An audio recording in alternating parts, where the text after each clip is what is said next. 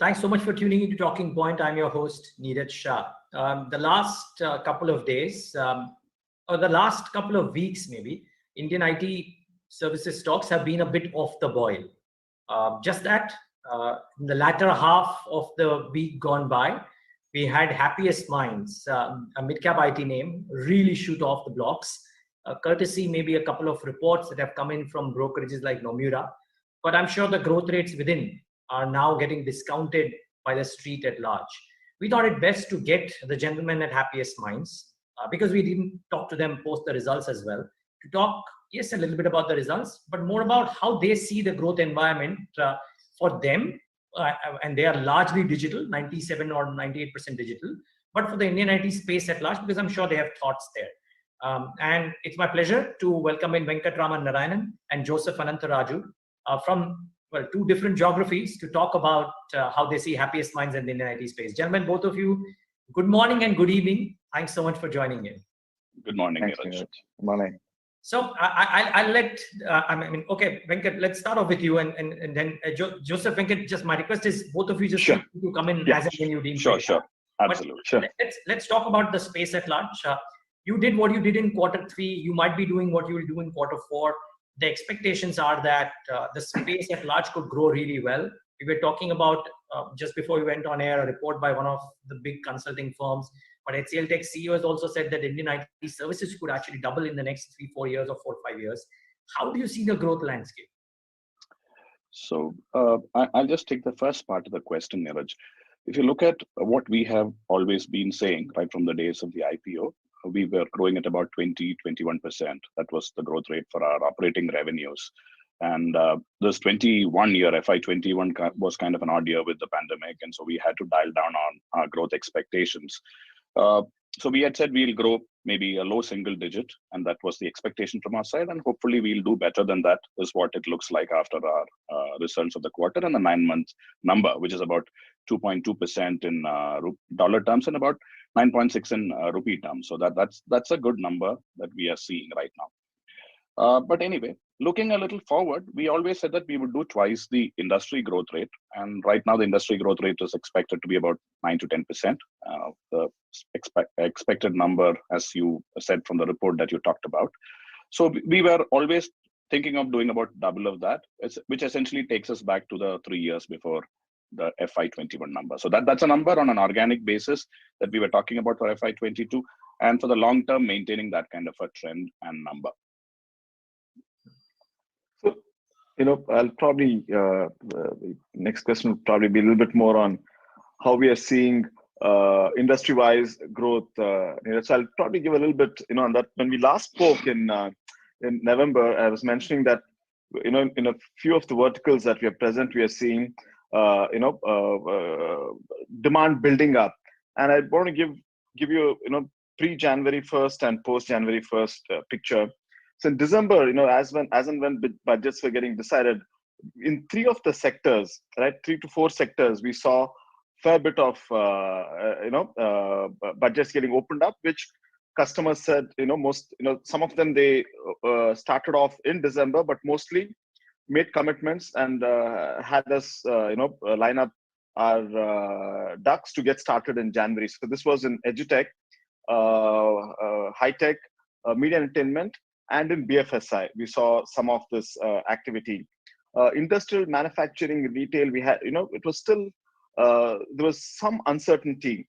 But once we came back in Jan, some of the initiatives in the 4 sectors I talked about took off, right from the first week of January. But in industrial, in manufacturing, and also in retail, we started seeing customers open up. And, I think there were 2 or 3 factors that were at play. One is there was more certainty that came in the political environment. The vaccine efforts seemed to be moving forward, even though they were a little slow. And I think customers just realized that they need to do these initiatives. Budgets had got finalized, and so what we've seen is that Jan has been a really busy month all around, whether it's for sales, pre-sales, or delivery, in terms of just talking to customers, getting initiatives kicked off, making sure you think so. The growth and the demand, it aligns with what you were talking about, the 2 studies where there's a fair bit of a lot of digital activity that's taking place that needs to get executed. Joseph, can I ask you if any of the sectors opening up or conversations that you may have had or you have seen the industry have with customers were a surprise? They were not factored in by you, say maybe even mid-December or maybe start December, and then things just unraveled and you were like, wow, this is welcome, but you didn't expect it. I wouldn't say it wasn't expected, Neeraj, but see, industrial, I thought it could take a little bit longer because that, they were under quite a bit of demand and supply pressure in 2020. If you see the calendar year 2020, and I thought it would take a little longer for them to get started. But the manufacturing also, there was even in as late as the Q4 of the calendar year, there was a little bit of uncertainty when you spoke to customers. While they were penciling out initiatives, they were not certain about budgets. The fact that it started off so early in the quarter, so early in the month, is what was a little bit of a surprise. I thought it would take a little longer for customers to come back, sit, have conversation, and say, okay, let's kickstart these initiatives. So those are two that I would call out as that from a timing standpoint, because they had to do these initiatives, execute on them. But I thought they'll be a little bit more circumspect in how quickly they would start. Okay. And Venkat, just a slightly big picture thought here from you. So the way you guys were very clear from the outbreak, this happened that you will be work from home and a large portion of the population could continue to remain working from home, but you were digital any which ways, right? I'm guessing a lot of companies which have not been used to being digital first, maybe thought that a certain proportion could be digital at some point of time, and then are now realizing as COVID still continues to stay that maybe more proportion of their business could now be digital, etc. What I'm trying to get at, that are you seeing more and more people now starting to realize that, okay, we have no choice but to be digital first, and therefore the landscape available for companies like yours to get customers, is it widening with every passing month? That's my larger question really. Are you seeing evidence of that? Yes, I should say the demand that you're looking is kind of now a lot more democratic than what you would have typically thought earlier. Earlier, there was anyway this transition of a finance company becoming a fintech company, healthcare company becoming a health tech company. So the tech was getting, so this becoming digital was the order of the day. So that's already started. The pandemic came in and then, like Joseph mentioned, people just pulled back a little saying, hey, this transition, should we think about it in a little bit more longer term? But then again, with the moment you saw the vaccine coming in and demand picking up again, people said that the old way of doing business was never suited for a pre-pandemic or a post-pandemic world. Pre-pandemic was known, which is why they were going to the tech kind of a thing. And now that acceleration has just got much, much more quicker. So the tech companies, all the health tech, the fintech, edu tech, all the tech companies are now reaching out for support and help to migrate them very quickly. So this is from the demand side. From the supply side, there was a recent article which said that all IT companies, so this was an article which talked about investments for the future. So I was just looking at it and it said, you look at the next 10 years and bet on those companies which have got a higher share of digital. So that was something that they had featured, and they had put the percentage of revenues coming from digital for all the IT services companies in blobs. So that also, so the supply side has also moved a lot towards digital, but the demand side has also moved to digital. So acceleration is out there, which again ties with what Joseph said he's seeing in the market. So the existing projects. So typically you have, let's say, X number of people working on a project.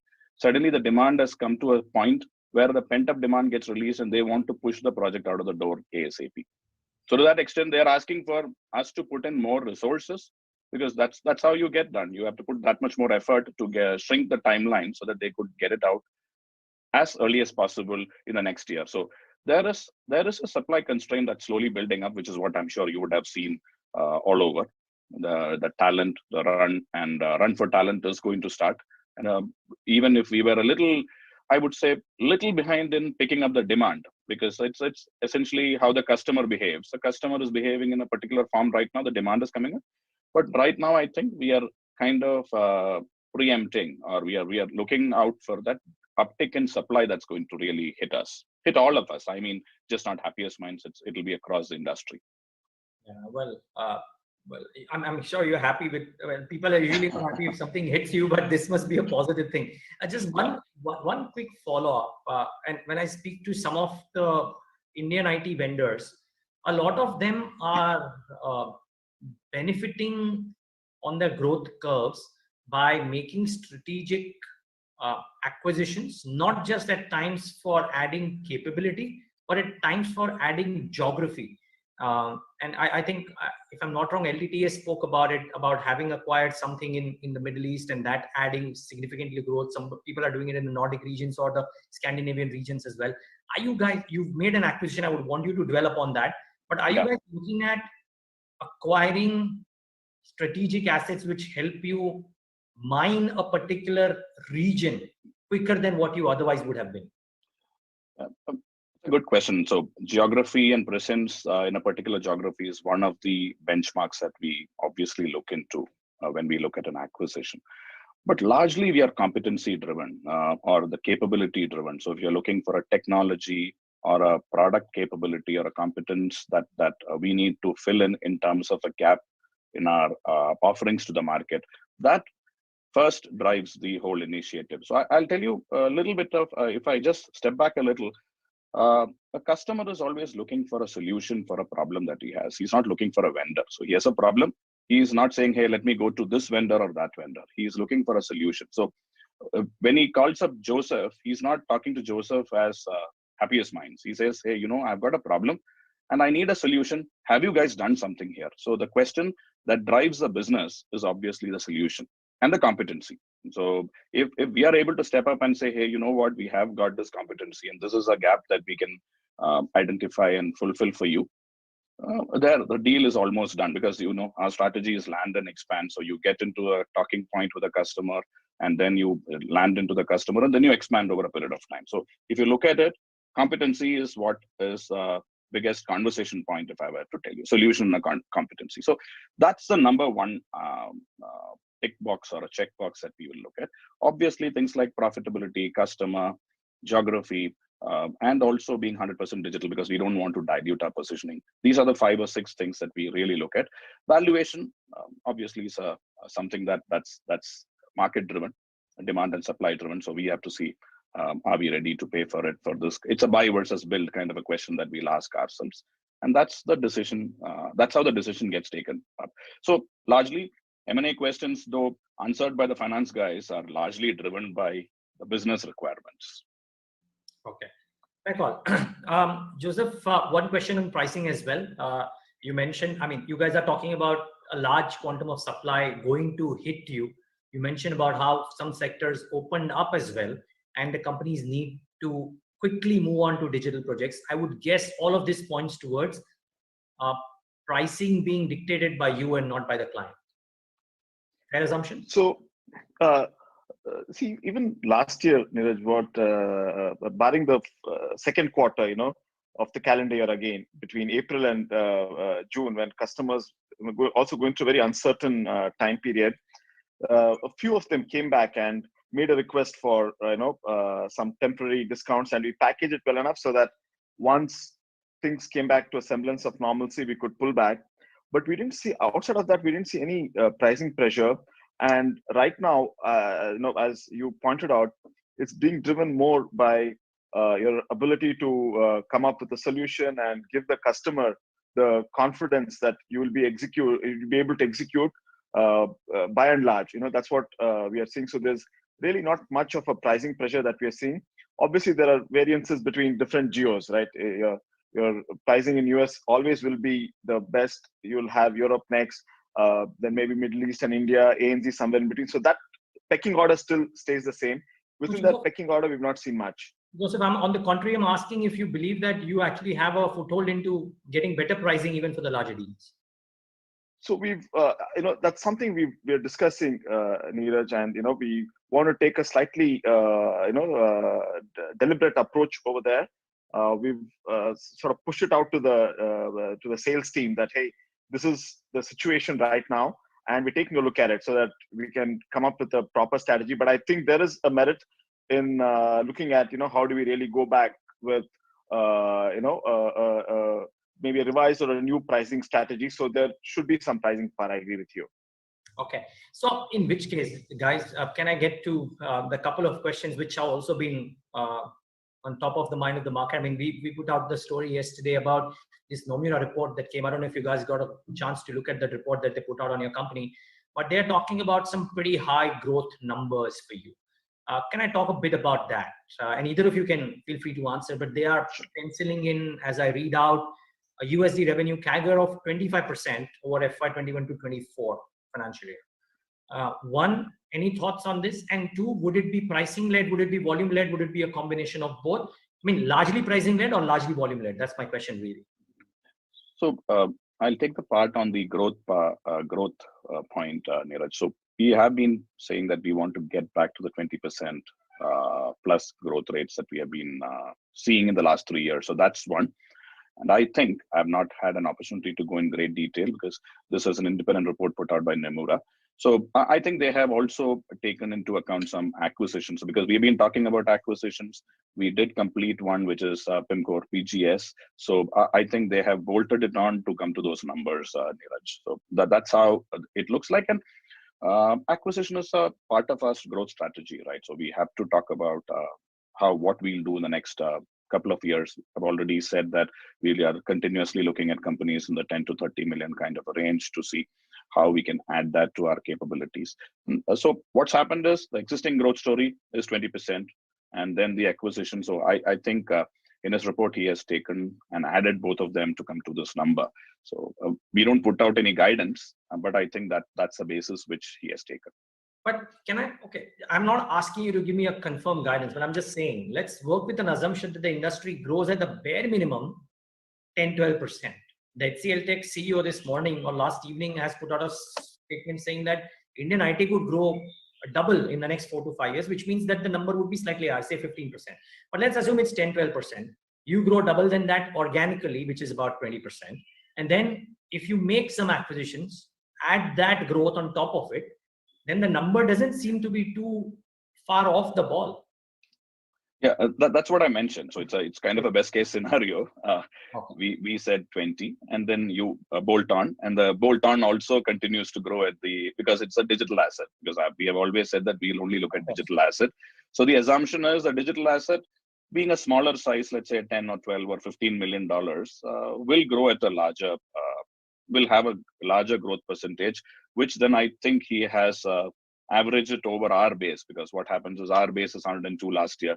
So you add 10 million, the growth of 10 million at a higher percentage will then still dial down to something like 15, 20, 21%. So that's how he has got to that average, is what I assume. I've not had a word with him, but yeah.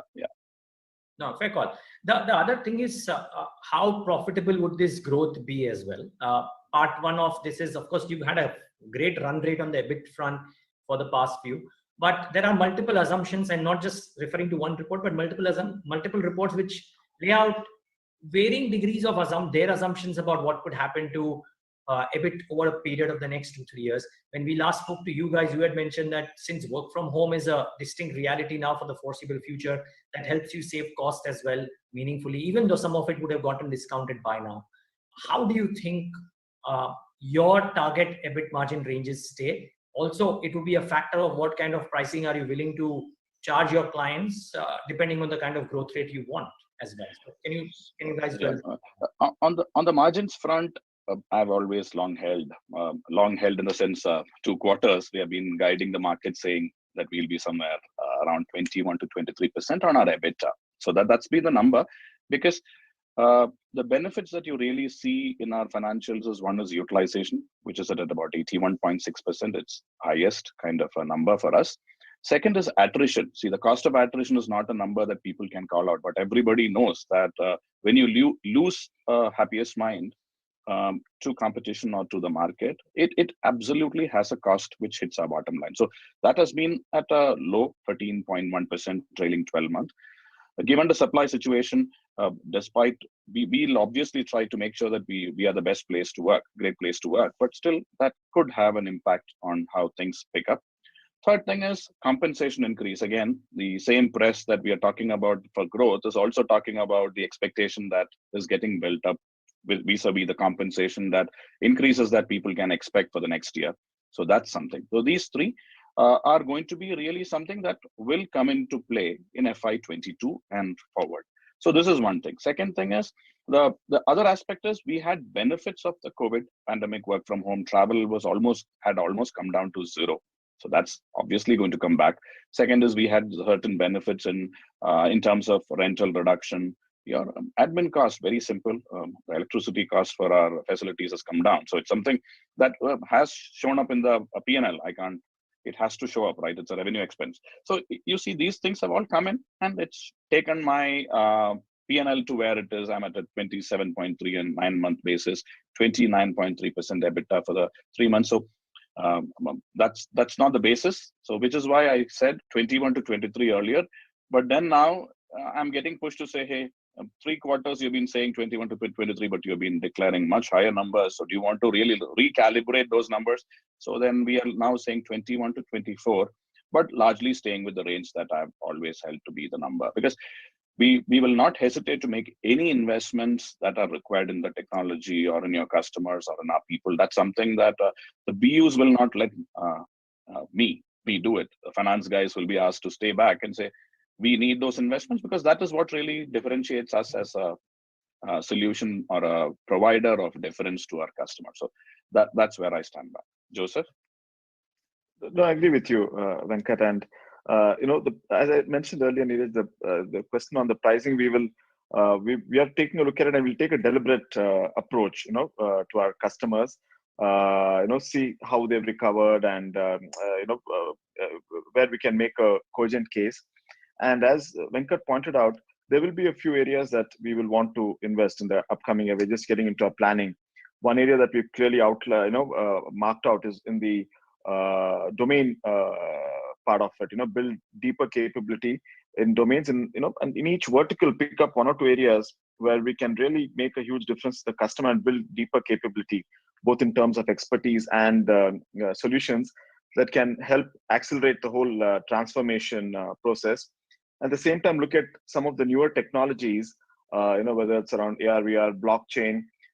We have a couple of customers there, but we feel we can build more depth, build more, accelerators that can help our customers. So, and also develop a little bit more of consultative capabilities for our customers, which is, we do have some of that, but build it out further. So looking at some of these areas so that we can, add more value to our customers and increase the stickiness. So those are investments.